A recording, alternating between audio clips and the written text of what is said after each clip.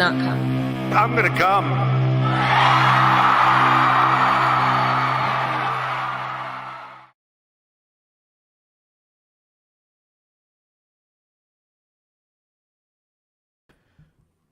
All right, everybody, what's up?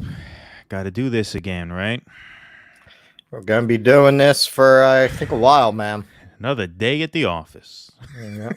Wait until they uncover the secret cadre of Scientologists who's really been running Twitter. That's the thing, man. You know, if they have any more revelations, if this gets any deeper, this is going to be our full-time gig here. We're going to start having to really hit the audience up for money. You guys think we're annoying now? Oh, man. Keaton Weiss here with Russell Dobular. Welcome, dissidents, one and all, to the Do Dissidents podcast. We are here for another round of the Twitter files. We did a live stream last night. We were on for 3 hours, vamping, trying to buy time for Bari Weiss to drop the third part of the Twitter files part 3, which I guess you can call Twitter files 3 part 3, or you can call Twitter files part 5. That's how most people are referring to it, so I guess we'll go with that. But she didn't get to it last night, and so we stayed up. We ended up doing Jungle Land live for the first time Yeah. in about 5 years. Exactly. We should The have. streets on fire and a real death waltz. That's a good Bruce voice. That's good. I do a good Bruce. I do a good Bob Dylan. Yeah, you do. You did do a good Bob Dylan. I've heard that before. Absolutely. But yeah, we were, waiting for Weiss last night, and she never showed up. But she showed up this afternoon, and so we are here to do Twitter Files 3, Part 3 right now.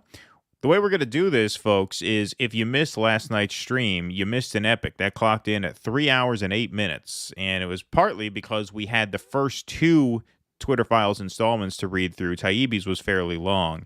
And we also did a couple other segments at the top of the show because that was our regularly scheduled Sunday night live stream. So for those who are new here, we do live streams every Sunday night at 7 p.m. and then every Thursday at 4 p.m.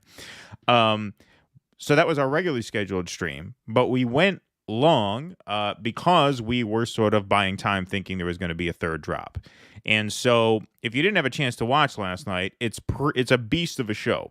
What we're going to try and do is we're going to try and keep it super tight and super pro tonight. And then what I'm going to try and do tomorrow is I'm going to try and edit together a sort of concise version of all 3 of these Twitter files dumps, because these are meant as sort of a trilogy. There are 3 drops about one thing, which is, of course, the removal of Donald Trump from the site. Now, editing these videos, as Russell now knows, because Russell is now a video editor himself, takes time. And the more time we have to devote to this project, the more content we can create, which is why we want to make a note to thank our patrons. And if you go to patreon.com/DoDissidents to support the show, it really helps us take the time that we need to create this content. So thank you so much to everybody who has signed up.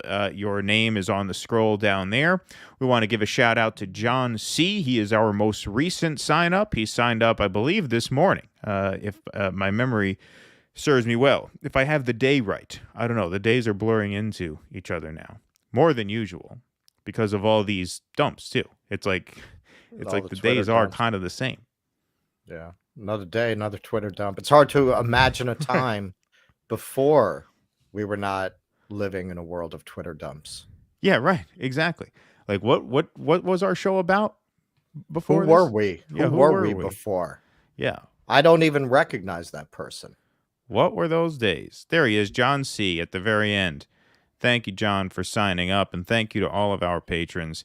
It really, really helps us when you guys sign up. And so, with that, I think we can get started, right? The Twitter Files, Volume 5. We have a little super chat there.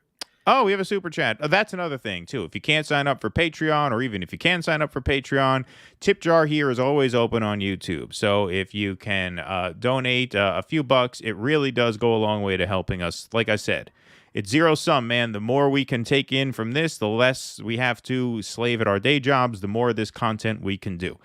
John Dickinson, have a good one. I'm hitting the sack. Oh, so you're going to bed. Well, thanks for the $2, John. I appreciate that. Thank I you. guess I mean that's that's a manly gesture there. yeah, that's a nice thing to do. You know, Drop a couple bucks in the tip jar, right? yeah. Before you hit the hay. I don't know what a CHF is. That's some kind of foreign currency, right? Maybe John's in Europe somewhere where he's got to go to bed. Maybe it's midnight over there. Could be. CHF. That would be Europe's the euro and a pound, and that's about it. So what's CHF? I don't know. I don't know. All right, I it's don't just the know. euro and the pound Anybody? over there. Couldn't be from Europe. What is a CHF? Well, we'll have to take a look. All righty, very good. All right. Let's get it rolling. Yeah. My brother just texted me, Jesus Christ, get started already. He's upset. He just texted me that. Swiss franc, baby. Oh, it's a Swiss franc. Okay, so then, all right. So that makes sense. That makes sense. All right, everybody. So let's get started. Let's see what Barry... Oh, see, look at this. JD knows that. Oh, John. Okay, so I guess you didn't go to bed. So you're from Switzerland. See? So it is bedtime. It is bedtime for you, John. Well, thank you so much for staying up. And I hope the exchange rate is favorable to us on that $2. But thank you so much, sir. Very much appreciated. All right, let's get into this, shall we? The Twitter Files, Part 5, the removal of Trump from Twitter. This, of course, involves the actions taken on January 8th, which was the fateful day that Donald Trump was removed from Twitter, the day the music died, right? That would be a good parody song. American Pie about the day that Donald Trump was banned from Twitter. Well, That's good. Now we know where to go if we ever need to hide all this super chat money, John. Yeah, right. Yeah, exactly. Exactly. We're coming to you if we need a coded account. Exactly.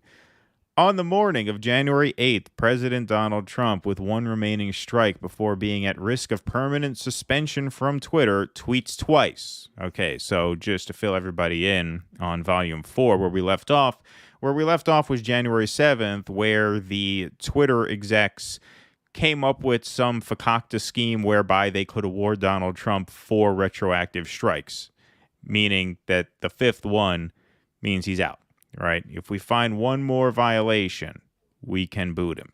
And so let's see if they find it and how they find it. 6:46 a.m. The 75 million great American patriots who voted for me, America first, and make America great again, will have a giant voice long into the future. They will not be disrespected or treated unfairly in any way, shape, or form. That's such a strange sentence. Well, I mean, look, this ends up being very important, and we'll come back to that, obviously, later in the thread. And then he tweets at 7:44 a.m. to all those who have asked, I will not be going to the inauguration on January 20th. For years, Twitter has resisted calls, both internal and external, to ban Trump on the grounds that blocking a world leader from the platform or removing their controversial tweets would hide important information that people should be able to see and debate. Quote, our mission is to provide a forum that enables people to be informed and to engage their leaders directly, the company wrote in 2019. Twitter's aim was to, quote, protect the public's right to hear from their leaders and to hold them to account. So this was also referenced in Volume 4. This was the public interest exception, where they will allow certain, edgy tweets that sort of border on violations from world leaders because it's in the public interest to know what these leaders are saying. Which, again, I'm just going to point out very quickly. These are all editorial decisions that are in violation of Section 230. They are acting in the capacity of publishers. As such, they should have the responsibilities of publishers and be open to lawsuits. Mm-hmm. It's one or the other. I keep having this conversation in the comments with this subject brings all the shit libs out. And okay. All right. So you really want to make this argument. They are a private company and they have a right. Okay. But even if you accept the private company argument, they don't have that right under a special carve out in the law specifically for them that is conditional on them not acting with editorial discretion. So take that away and so they're subject to the same libel laws as anybody else, the same kind of lawsuits they're going to be open to. So one or the other.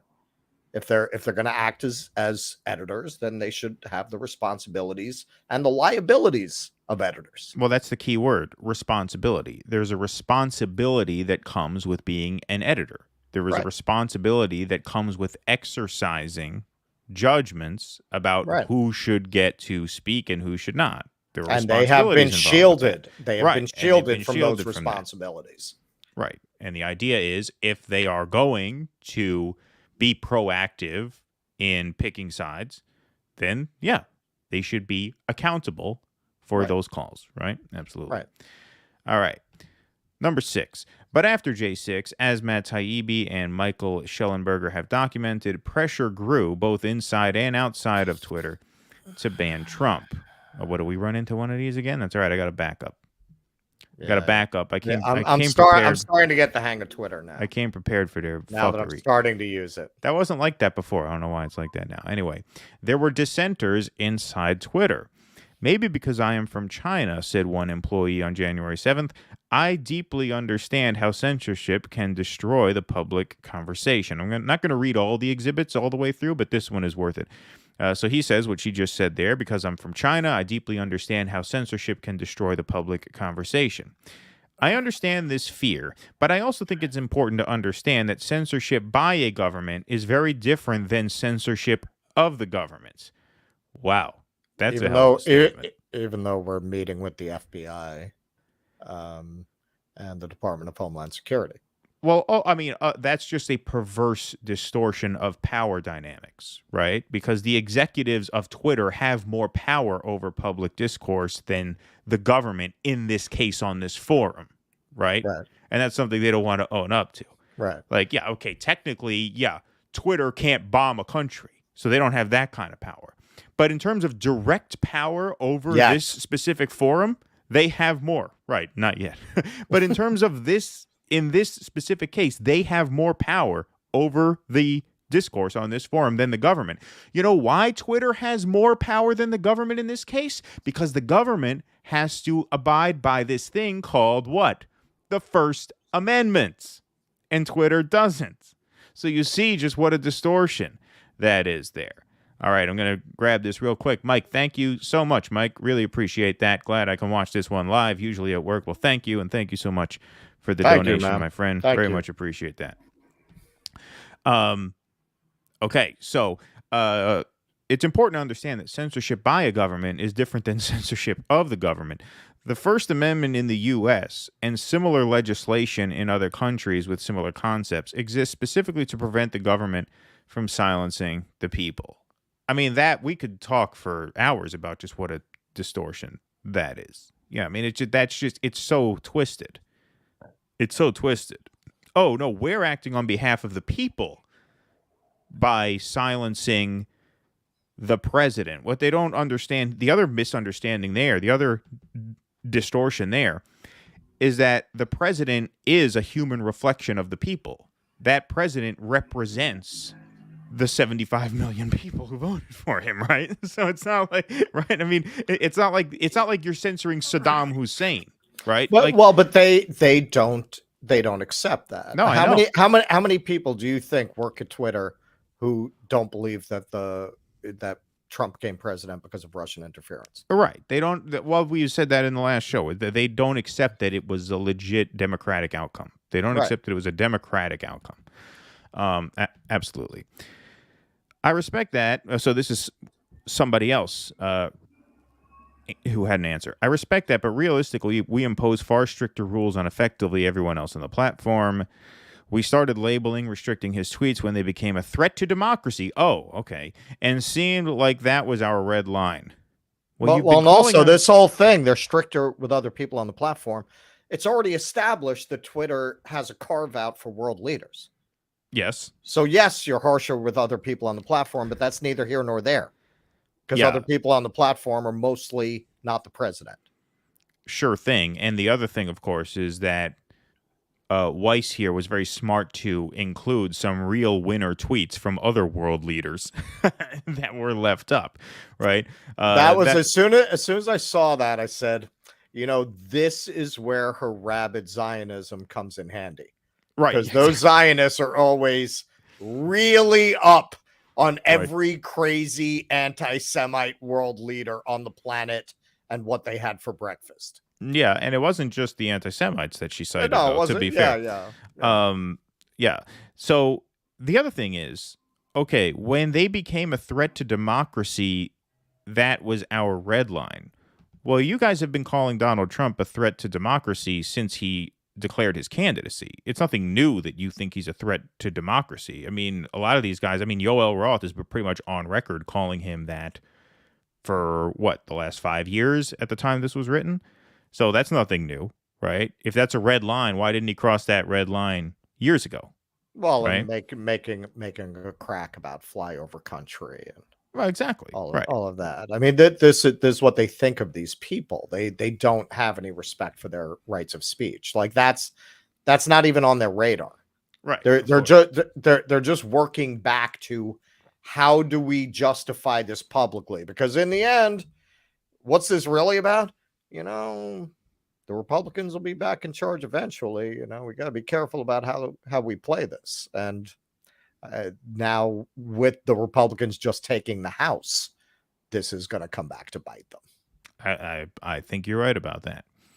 We probably would have declared war on Saddam Hussein sooner if he had a Twitter account. Yeah, that could be true. That could be true. It's interesting to see how that would have been dealt with, how that would have been handled. Thank you, Tusker, for the $5. Much appreciated. Thank you, man. Okay. Seemed like that was our red line. Yesterday, he clearly attempted to overthrow our democratic system. Put it back on the screen. Oh, I'm sorry. Good catch. To overthrow our democratic system and showed no signs of remorse. If this is not a clear reason to suspend him, again, as an unhinged ruler attempting to subvert the most powerful democracy in the world, I'm not sure what would be. Shrug. Okay. Here we go. Number 8. But voices like that one appear to have been a distinct minority. She's talking about the first voice saying, hey, maybe this is not a great idea. Across Slack channels, many Twitter employees were upset that Trump hadn't been banned earlier. After January, they already fired the mailroom guy by now. Yeah, he's gone by now. He never pops up in this chain. He's gone by now. Should I clear out my locker? I'm fired, right? I'm fired. Right? All right. I'll go work for Lyft across the street. They told me that this was a safe space. Right, exactly. After January 6th, Twitter employees organized to demand their employer ban Trump. Quote, there was a lot of employee advocacy happening, said one Twitter employee. All right, so we have a bunch of tweets, a bunch of internal messages here, right? Look, it's very obvious. One of the real takeaways here is that January 6th gave these people in their minds a real opportunity to play the hero. Like they really felt like we can come and save the day now. This is our big moment to finally ban It's him. our moment to shine. Right. This is our opportunity. They obviously saw a chance to be stars, right? We have to do the right thing and ban this account, said one staffer. It's pretty obvious he's going to try and thread the needle of incitement without violating the rules, said another staffer. All right. In the early afternoon of January 8th, the Washington Post published an open letter signed by over 300 Twitter employees to CEO Jack Dorsey demanding Trump's ban. We must examine Twitter's complicity in what President-elect Biden has rightly termed insurrection. Now, this is just narcissism, right? The thought that January 6th could not or would not have happened were it not for their website. You know, you saw Yoel Roth in a video. We actually played it on a few episodes back, probably 2 weeks ago by now, where he talks about the trauma that the content moderators felt on January 6th because they felt like if only we had acted sooner, maybe we could have stopped this. As if presidents, let's not even talk about that, as if politicians, as if leaders haven't been having rallies for literally thousands of years. Right? Like you don't need Twitter to organize a rally, right? And so the idea that if it wasn't for Twitter, that Capitol riot wouldn't have happened, that's nonsense. That's just narcissism, right? That's thinking you're way more important than you are and that your site is way more important than it is. You're not going to hear this a lot from me over the course of this analysis, but in their defense, the media would have given them that idea. That's not completely generated inside of Twitter. All of the media that these kinds of people absorb, New York Times, Washington Post, CNN, all the establishment outlets were telling them it was their fault. I mean, I suppose I'll take that point. I'll grant you that. But it's still, in and of itself, a narcissistic thing to say. It's a narcissistic attitude to have. Sure. Like, oh, we could have stopped this. Right. It's because of our website that this happened. I mean, that's pretty crazy. Will you kill me if I do breaking news? No. Like a real news program? All right. I'm gonna screen share and everything. All right. Let's get to the tab. All right, here we go. FTX founder Sam Bankman-Fried arrested in the Bahamas after U.S. files criminal charges. The co-founder and former CEO of bankrupt crypto trading firm FTX was arrested in the Bahamas after the U.S. attorney for the Southern District of New York shared a sealed indictment with the Bahamian government. His arrest is the first concrete move by regulators to hold individuals accountable for the multi-billion-dollar implosion of FTX last month. Sam Bankman-Fried is expected to be extradited to the United States. And you know what, listeners? With your donation, when you fuck a stranger in the ass. See what happens. And I am just going to say, that courthouse is right downtown, man. When they're arraigning him, I am going there with a camera. I'm going to be on the ground. Thank you for your donations. That's going to be your donations at work. I'm going to go down there and film him, try to ask him some questions. He's enough on the spectrum. I feel like if I ask him a weird enough question, it'll get past his defenses and he'll answer. There you go. I'll be like, yo, isn't this like Star Trek 68? I don't know what that is, but I think he'll answer that. All right. Well, thanks for that news break. That just came across the wire, I guess, huh? Well, our people in the chat alerted. Oh, they tipped you off to it. Yep. This is breaking news. All right. Let's get back in here, shall we? Yep. In the early afternoon of January 8th, the Washington Post published an open letter signed by over 300 Twitter employees to CEO Jack Dorsey demanding Trump's ban. Like I said, we must examine Twitter's complicity in what President-elect Biden has rightly termed insurrection. But the Twitter staff assigned to evaluate tweets quickly concluded that Trump had not violated Twitter's policies. I think we'd have a hard time saying this is incitement, wrote one staffer. It's pretty clear he's saying the American patriots are the ones who voted for him and not the terrorists. We can all call them that, right? From Wednesday. So they called them terrorists.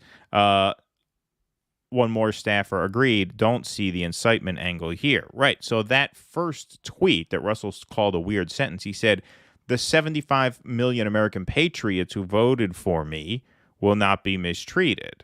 He was clearly talking about the 75 million people who voted for him. He wasn't necessarily, he was not, in fact, citing in that tweet the January 6th people, right? So, so there was no real claim there.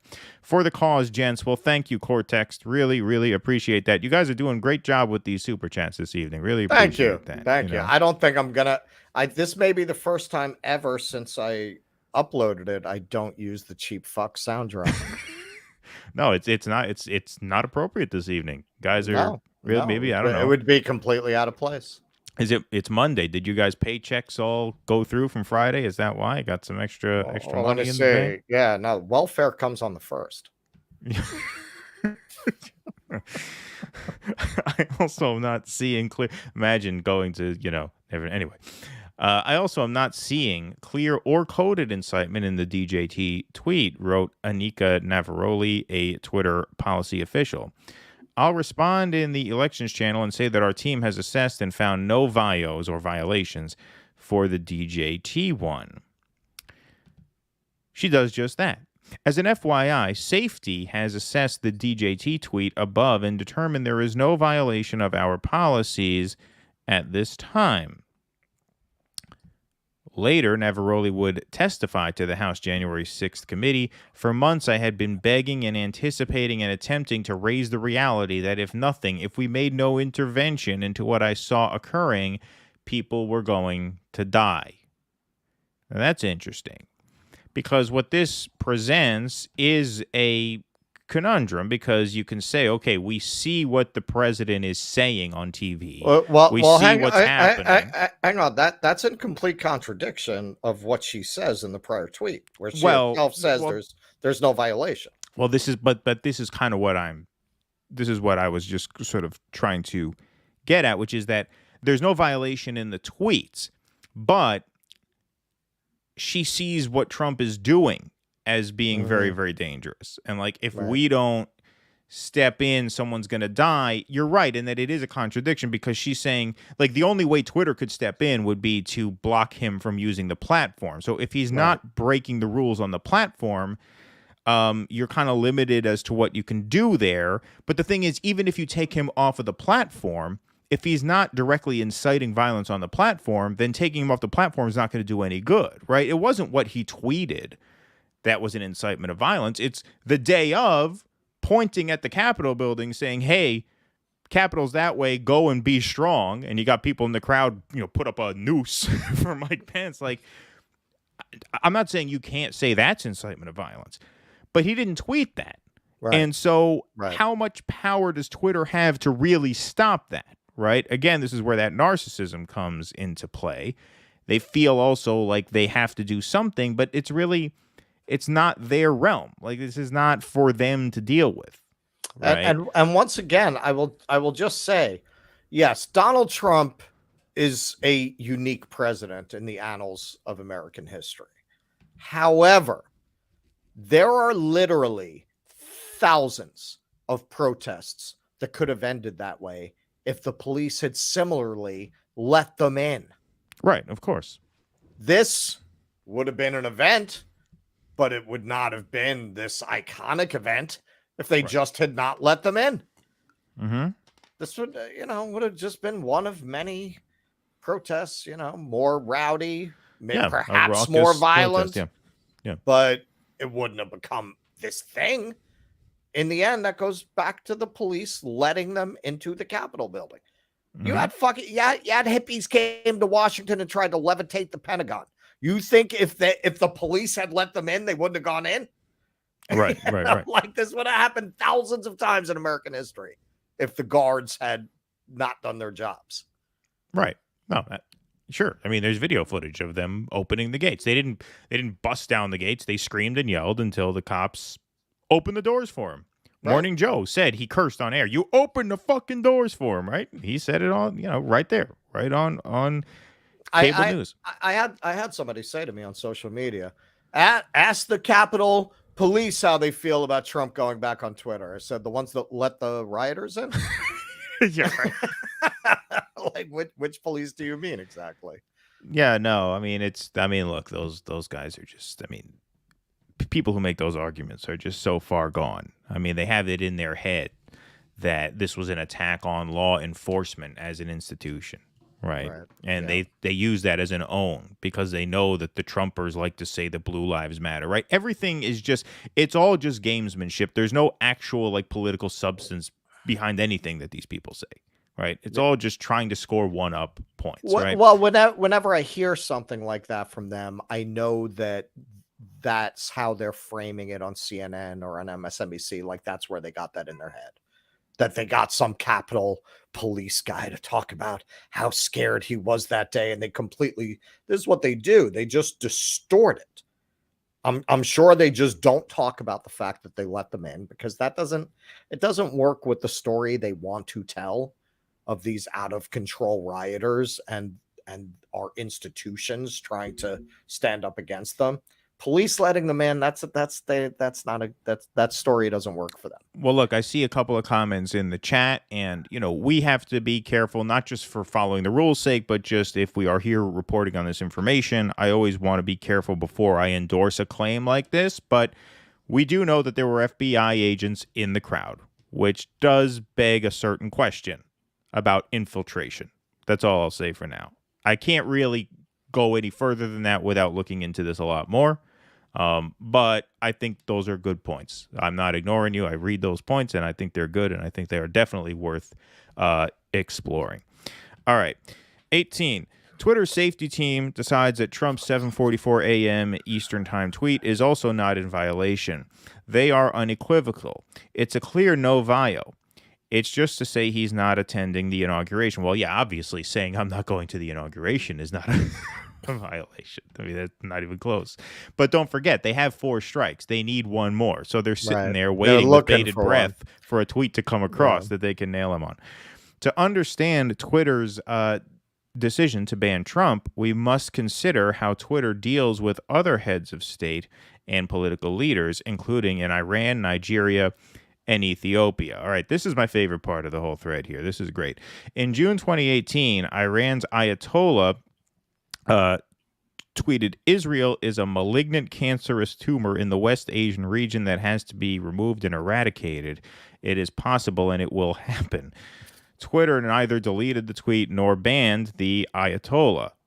So there you go.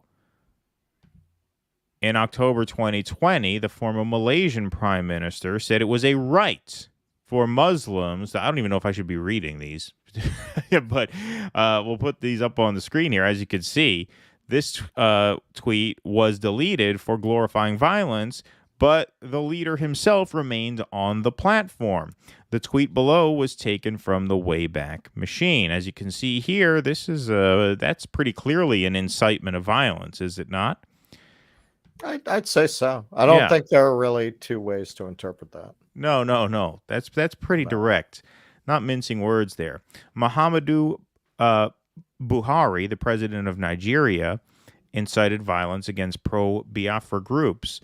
Those of us in the fields for 30 months who went through the war will treat them in the language they understand. Twitter deleted the tweet, but didn't ban the leader once again. In October 2021, Twitter allowed Ethiopian Prime Minister Abiy Ahmed to call on citizens to take up arms against the Tigray region. Twitter allowed the tweet to remain up and did not ban the Prime Minister. Just as an aside, here, I'll read this one more time, actually, because there's one more about the Prime Minister of India, Narendra Modi. Russell, maybe you'll get a man on the street interview with him in your travels. You're thinking about going to India. That would be interesting. That'd be fun. Yeah. I think I'm going to go, actually. Well, there you go. Yeah. I have a little time to book that. No, I think I'm going on the 37-day option. Oh, all right. Interesting. All right. Cool. Modi's government threatened to arrest Twitter employees in India and to incarcerate them for up to 7 years after they restored hundreds of accounts that had been critical of him. Twitter did not ban Modi. All right. This is just another aside, but I've made this point on the show because people say, how can Trump, who's so clearly a racist, how can he do better with people of color than a lot of other Republicans have done when he's clearly so much more racist? And my answer to that was always, black and brown people come from parts of the world where, like, violent, thuggish, strongmen leaders are the norm. They're not as triggered by a guy like Trump because look at the tweets we just saw. Look at the tweets we just saw. That's the norm. We're the idiots in this country who, like, delude ourselves into thinking that our leaders are just basically us, right? That's where the whole, who would you rather have a beer with, George Bush or Al Gore, right? We're the only morons who ask ourselves that as if it's a serious question. Whereas in other parts of the world, it's understood. No, the leader is the strong man who gets to eat what he wants, smoke what he wants, fuck who he wants, and he can do what he wants, kill who he wants, and yeah, he gets away with it because he's the leader. That's life. I think it's also the penetration that he got into the public consciousness from The Apprentice. A lot of it is The Apprentice, because when I went around Harlem campaigning for Bernie, I had more people come back at me telling me that they were for Trump than that they were for Hillary. For Hillary, right. Yeah. I'd get usually the Hillary thing, I'd get it from the old ladies. Oh, yeah? Yeah. But Yeah, the not Upper West Side. Yeah. the young men. They were like, Trump. Yeah, you know, it was crazy. The Muslims in the deli like Trump. Right. When I talked to the guys at the counter, man, they dug him.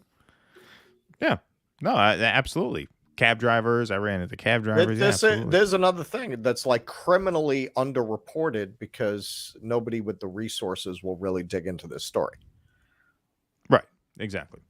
Donald grabbing by the pussy. Twitter allows proliferation of threats towards specific people as well, i.e. Nicholas Sandman winning his lawsuits. Allows proliferation of threats because he's suing. Is he suing Twitter? For what happened. He was the kid who was accused of taunting the natives at the Jefferson Memorial. Right. And I guess he was attacked in the press, and I guess he's suing them. I don't know. I didn't know he had a suit against Twitter. I thought he was suing like WAPO. Yeah, but I could be wrong. Could be right about that. In any event, thank you for the donation and thank you for the comment. Number 25. We're about halfway through, making good progress here.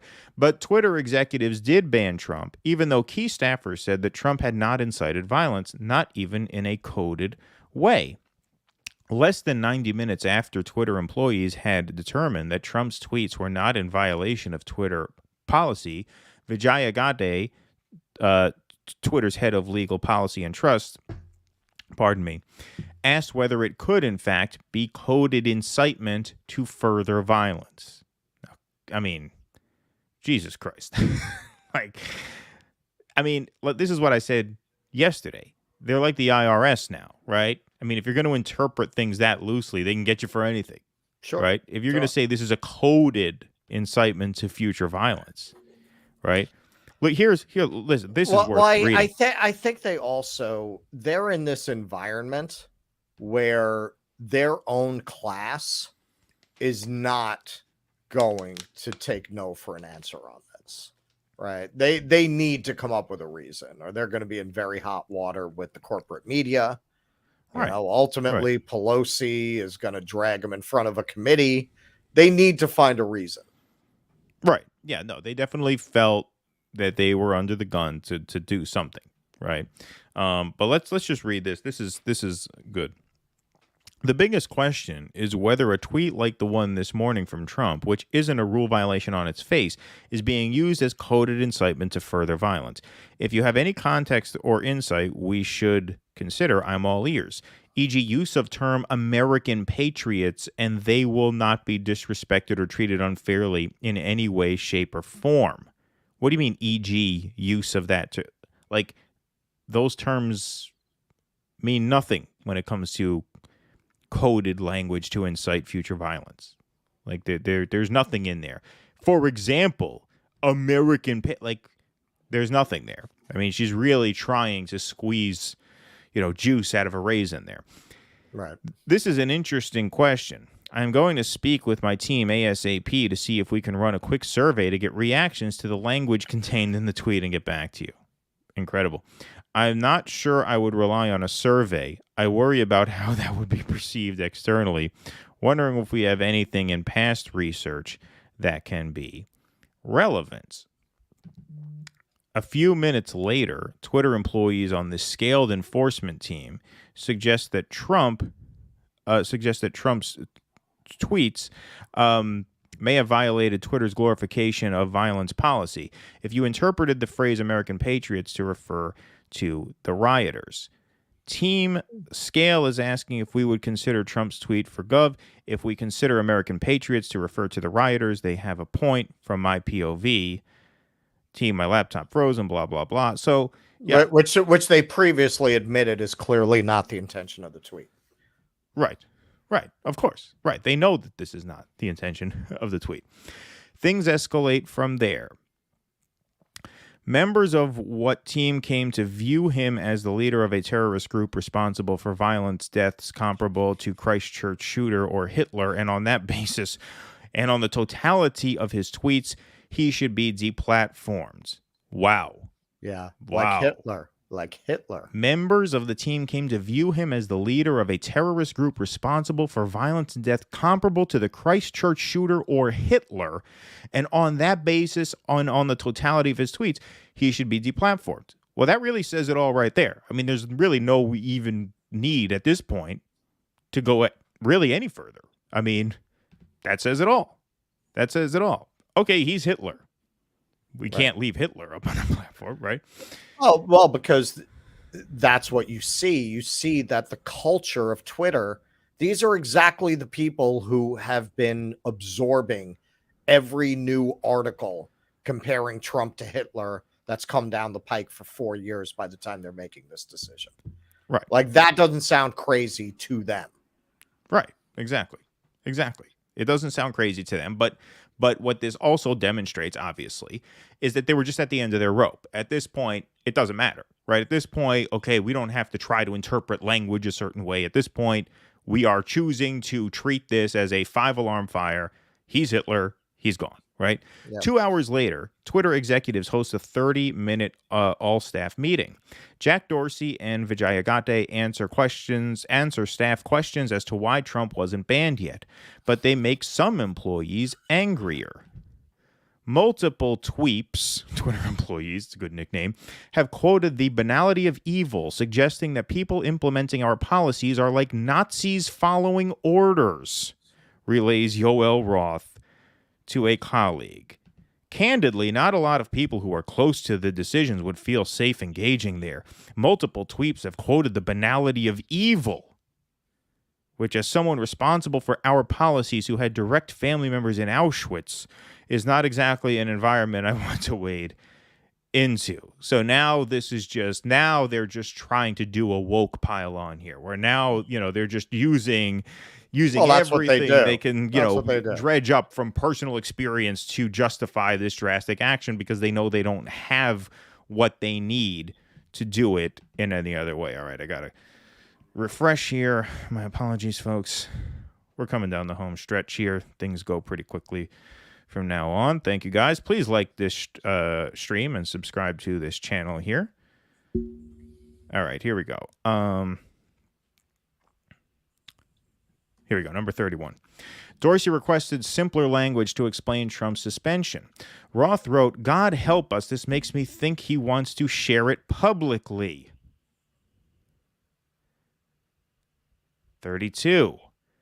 1 hour later, Twitter announces Trump's permanent suspension due to the risk of further incitement of violence, and many at Twitter were ecstatic. DJT is suspended. OMG! Exclamation. Ah! Feels like a piece of history. That's the big one.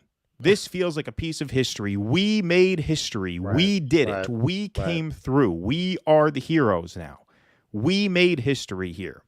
And congratulatory, big props to whoever in trust and safety is sitting there whack-a-moling these Trump accounts.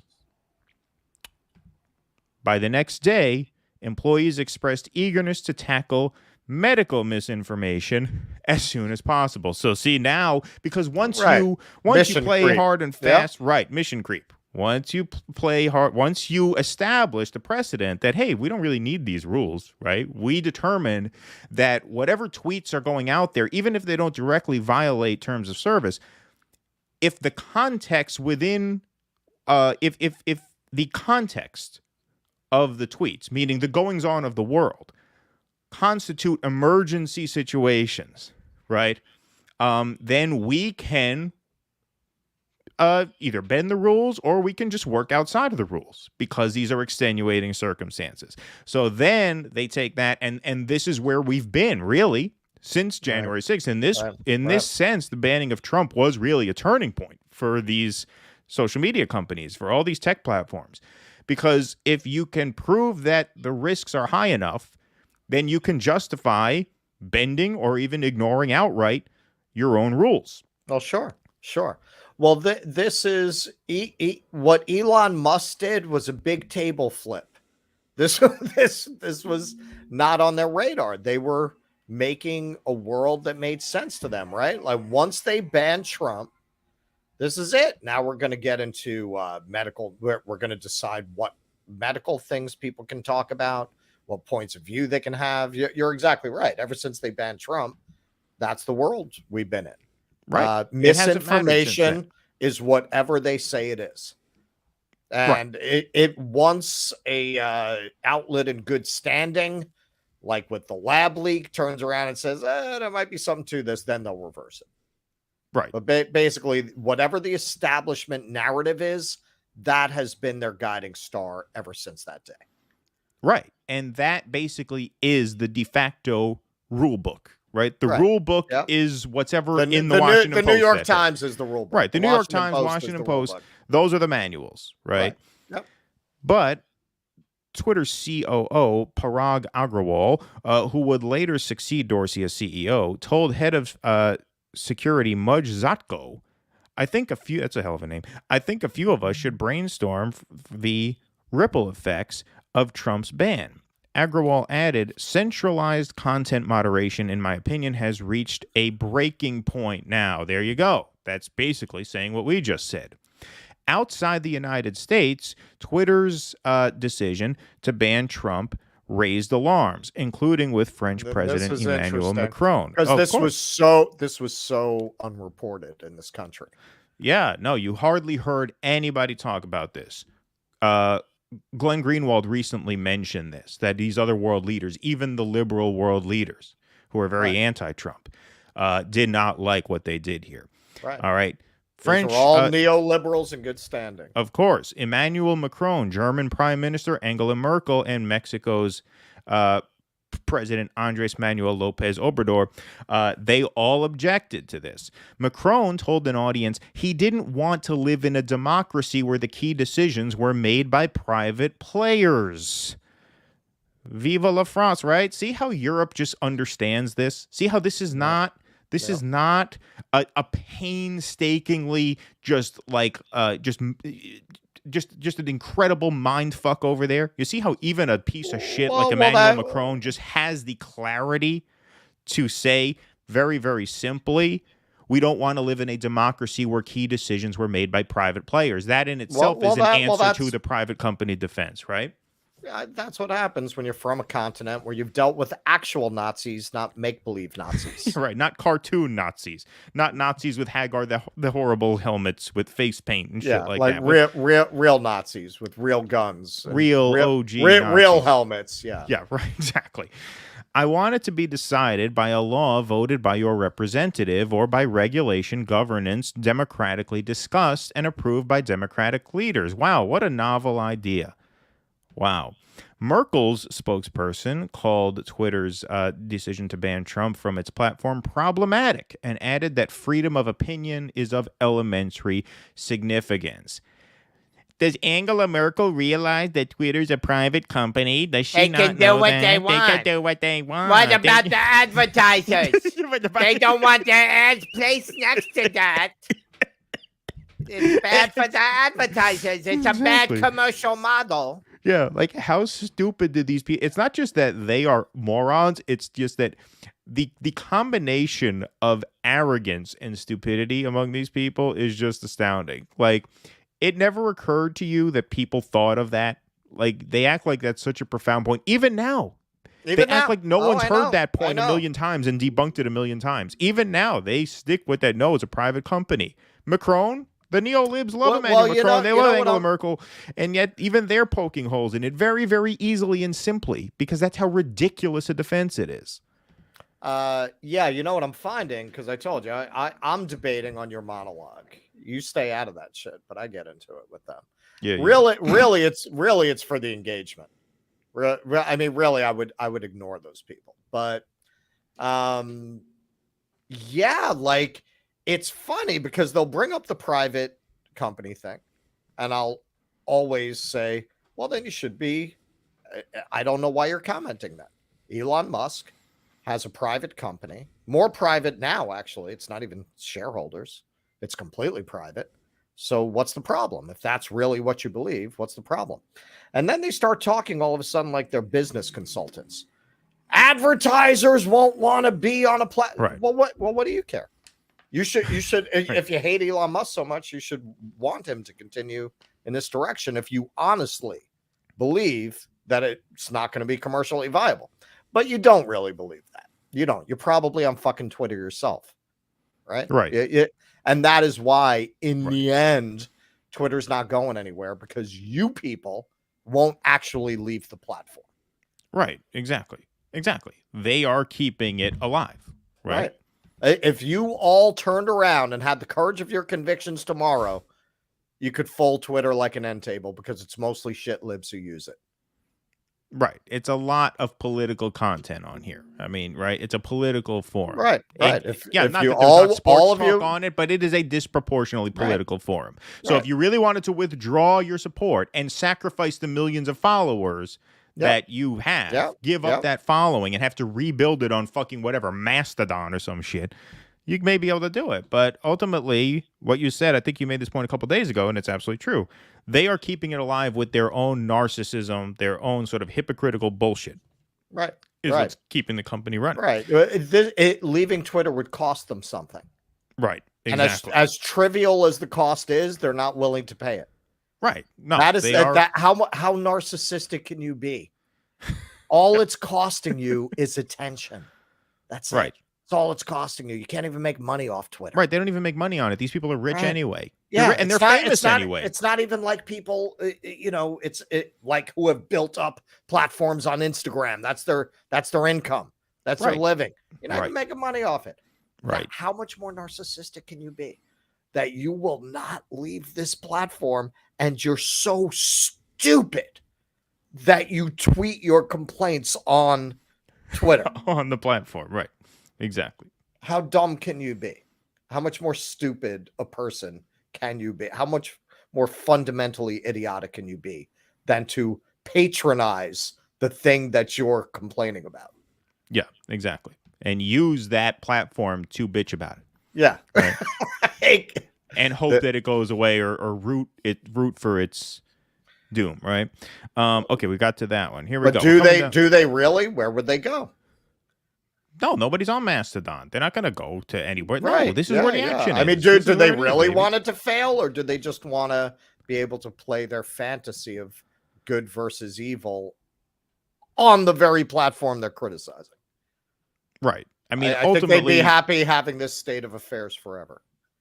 Yeah, that's probably true. Whether you agree with Navalny and Macron or the executives at Twitter, we hope this latest installment of the Twitter Files gave you insight into that unprecedented decision. From the outset, our goal in investigating this story was to discover and document the steps leading up to the banning of Trump, and to put that choice into context. Ultimately, the concerns about Twitter's efforts to censor news about Hunter Biden's laptop, blacklist disfavored views, and ban a president aren't about the past choices aren't about the past choices of executives in a social media company. Sorry about that. They're about the power of a handful of people at a private company. See, even she says it's a private company. It's a private company to influence the public discourse and democracy. And that is the issue. Right. That is the issue, you morons. Right. No reasonable person is saying that legally they're not within their rights.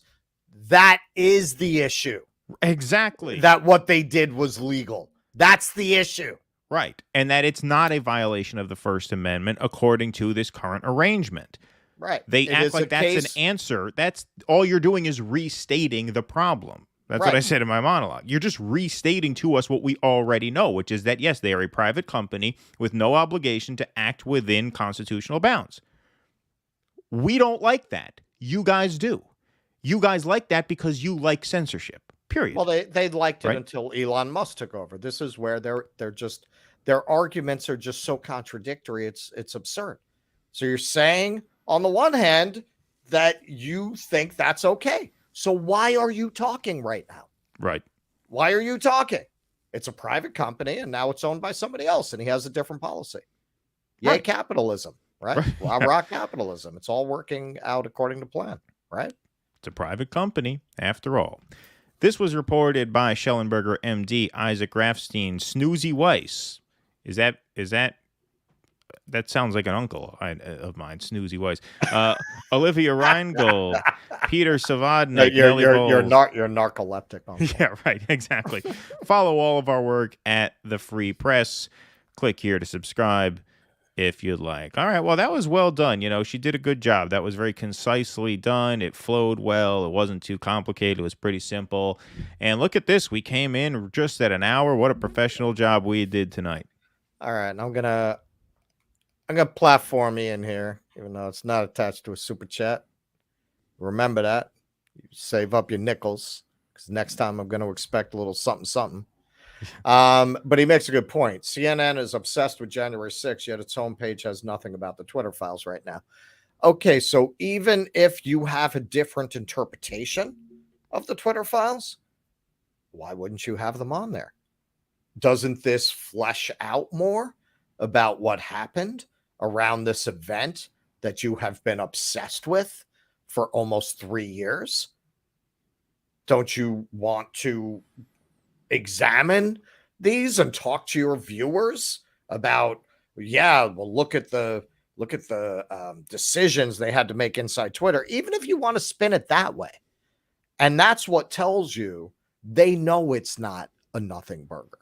If they really thought it was a nothing burger, they wouldn't be afraid to incorporate it into their reporting and get more mileage out of January 6th. Right, exactly. Why wouldn't they want to talk about it? They're obsessed with January 6th. Exactly. Absolutely right, Ian. Why aren't they talking about it? Right. This is just an extension of that. It's an opportunity to gin up more ratings about that. Their audience is hooked on that. They're hooked on that. So, yeah, why wouldn't they? That is right. If this did not contradict your preferred narrative, why would you not be all over this? Right. Exactly.